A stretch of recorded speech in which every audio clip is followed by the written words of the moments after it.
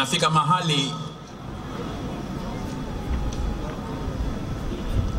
tunafika hakuna mahali pa kulala, kwa sababu wote wenye nyumba za kulala ni watu ambao pengine ni wa chama kingine, chama kile, au pengine ni watu wao wa karibu, washirika, wanatunyima mahali pa kulala. Tumelala kwenye magari na mzee Ndesamburo mara nyingi kwa kunyimwa mahali pa kufikia. Na kila wakati tulipokuwa tunapitia mazingira haya na muangalia Ndesamburo na uwezo wake, najiuliza, huyu mzee amekosa nini kwenye maisha yake? Kusema jitihada za kudidimiza demokrasia zinaendelea kuwa nyingi sana, lakini nawapongeza Moshi, maana baada ya kuwakatalieni uwanja wa maonyesho umefanya uwanja wa majengo ambayo sherehe imenoga zaidi. Hongereni sana. Watu hawa tuwasamehe bure, au tuache maneno ya Biblia yaseme waacheni wafu wazike wafu wao. Maana hupimi watu kwa uwanja, unapima kwa roho zao. Hawa ni watu waliompenda Ndesamburo, waliomheshimu sana. Mimi ninachotaka kusema tu ni kwamba kama walivyoeleza, walianza chama hiki kilikuwa hakina wanachama.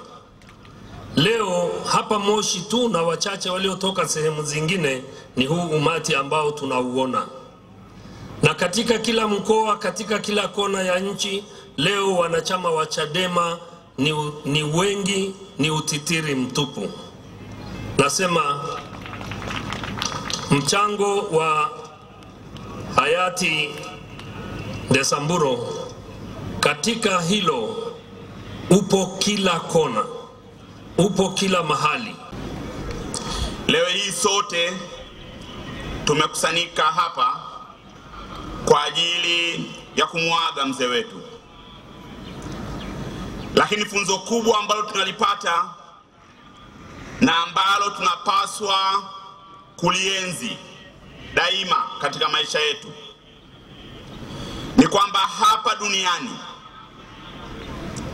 ukifanya kazi ya watu watakusindikiza kwa heshima. Na ni funzo kubwa kwetu sote wanasiasa. Tumepata historia hapa, na kwa kweli tumepewa changamoto ya namna gani tunatunza kumbukumbu hizi ili watoto wetu, wajukuu zetu, vitukuu zetu watakapokuja wajue hapa Tanzania aliwahi kutokea jabari wa demokrasia ya vyama vingi, mzee Philemon Ndesamburo Kiwelu. Ndugu zangu, nilimjua mzee Ndesamburo tarehe 29 kwa karibu ya mwezi wa 6 mwaka 91 siku ya Jumamosi. Na tulifika kwake tukiwa na Dr. Ringo Tenga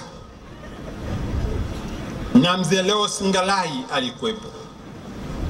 Tukafanya kikao hapo Kizi Hotel, na mzee Manase Foya aliyezungumza hapa alishiriki, na kichwa chake kilikuwa na mvi hivyo hivyo, mwaka wa 91.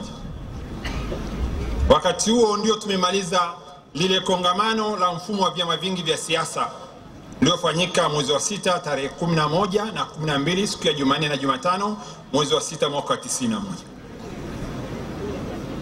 Na tulipomaliza kongamano lile mzee Foya alikuwepo, lakini kuweka rekodi vizuri, mzee Foya alitumwa na mzee Ndesamburo. Na mzee Ndesamburo alipata mwaliko kutoka kwa mzee Fundikira.